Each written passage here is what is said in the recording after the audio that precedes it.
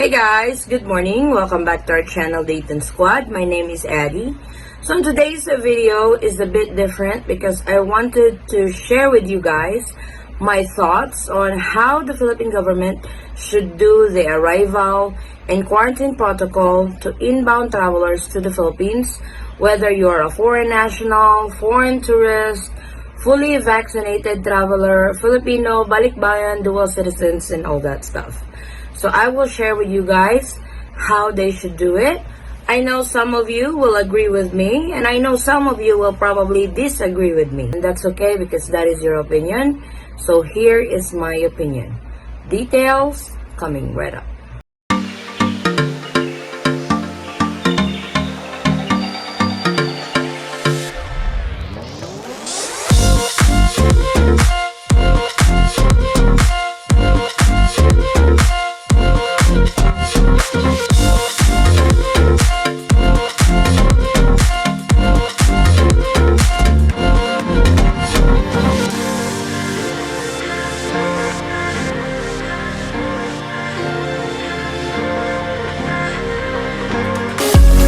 So the topic that we are going to be talking about in this video is not the current arrival protocol, or it's not the current permitted travelers to the Philippines. This is just my opinion, and I think the Philippine government should do this to all inbound travelers to the Philippines.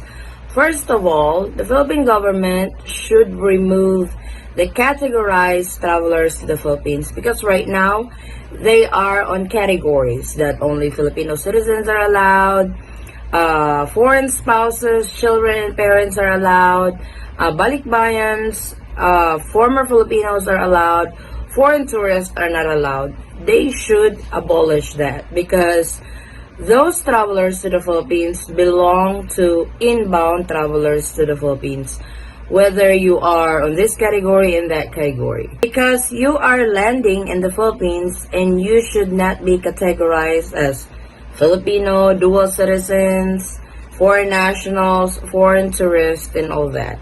So I really think that the Philippine government should focus more on implementing safety health protocols like wearing of masks, because I am guilty of it. I don't wear my mask properly because sometimes it's hard to breathe and I sweat a lot, so most of the time my mask is down instead of wearing it properly.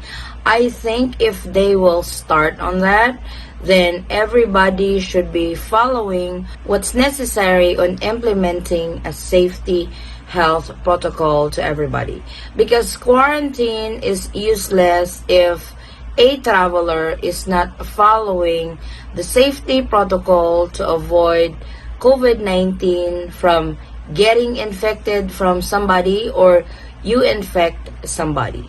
And also on the quarantine protocol, 10 days is a bit long, especially if you are a fully vaccinated traveler already.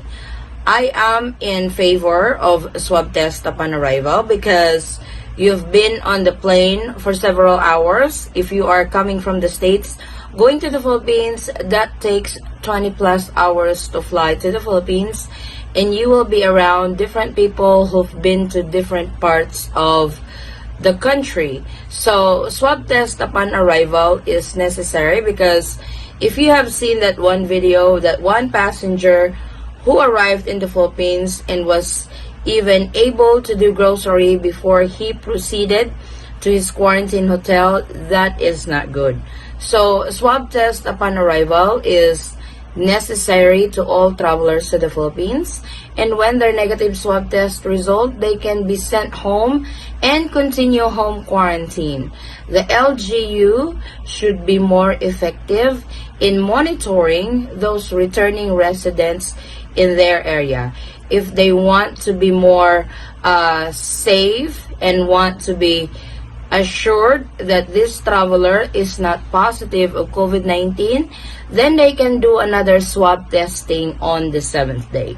But that should be optional. The key to this is self-discipline, because even if those in authority would implement this and that, implement this rule, implement this quarantine protocol, swab testing, the whole 9 yards, if us don't do self-discipline. We know what's right and what's wrong, but sometimes we tend to do what's wrong, and sometimes we really want to test the water, how far we can go before we get in trouble. So it's really also a matter of self-discipline. If we just wear our mask properly, we know how to live safely in our surroundings, we do proper hygiene, we boost our immune system, we eat healthy food and all that stuff, we can help combat this virus by being a responsible individual in our community.